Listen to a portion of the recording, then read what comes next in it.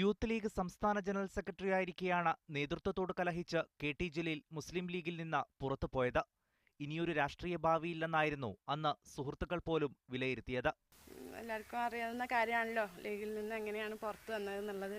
പതറിപ്പോകുമായിരുന്ന ഘട്ടങ്ങളിലൊക്കെ ഞാൻ അത്ഭുതപ്പെട്ടിട്ടുണ്ട്. അദ്ദേഹത്തിൻ്റെ മനസ്സാന്നിധ്യം, ഇച്ഛാശക്തിയും ഒക്കെ കൊണ്ട് തന്നെയാണ് ഇത്രയും അദ്ദേഹത്തിന് ഉയരാൻ കഴിഞ്ഞത്. എന്നാൽ 2006-ൽ ഇടത് സ്വതന്ത്രനായി കുറ്റിപ്പുറത്ത് മത്സരിച്ച് പി.കെ. കുഞ്ഞാലിക്കുട്ടിയെ പരാജയപ്പെടുത്തിയതോടെ ജലീൽ ആ തെരഞ്ഞെടുപ്പിലെ ശ്രദ്ധാകേന്ദ്രമായി.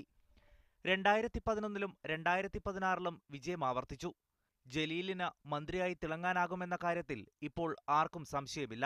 2 ടേമിലായിട്ട് MLA ആയപ്പോഴും ഒരുപാട് ടൂറിസം രംഗത്തൊക്കെ ഇപ്പോൾ ഒരുപാട് കാര്യങ്ങൾ ചെയ്യാൻ സാധിച്ചിട്ടുണ്ട്. അപ്പോൾ ഇനിയും ഒരുപാട് കാര്യങ്ങൾ ഇപ്പോൾ സംസ്ഥാനത്തിലുടനീളം ചെയ്യാൻ സാധിക്കുമെന്ന് വിശ്വസിക്കുന്നു. കേരളത്തിന് വേണ്ടി, കേരളത്തിലെ ജനങ്ങൾക്ക് വേണ്ടി പല കാര്യങ്ങളും ചെയ്യാൻ കഴിയുമെന്നും ഞാൻ വിശ്വസിക്കുന്നുണ്ട്. മൂത്ത മകൾ അസ്മാബി അമേരിക്കയിലെ ജോർജിയ ഇൻസ്റ്റിറ്റ്യൂട്ട് ഓഫ് ടെക്നോളജിയിലും മകൻ മുഹമ്മദ് ഫാറൂഖ് ഡൽഹി സർവകലാശാലയിലും വിദ്യാർത്ഥികളാണ്. രണ്ടാമത്തെ മകൾ സുമയ്യ ബീഗം +2 പൂർത്തിയാക്കി. ഭാര്യ Fathimakutty Valanchery higher secondary school പ്രിൻസിപ്പലാണ്.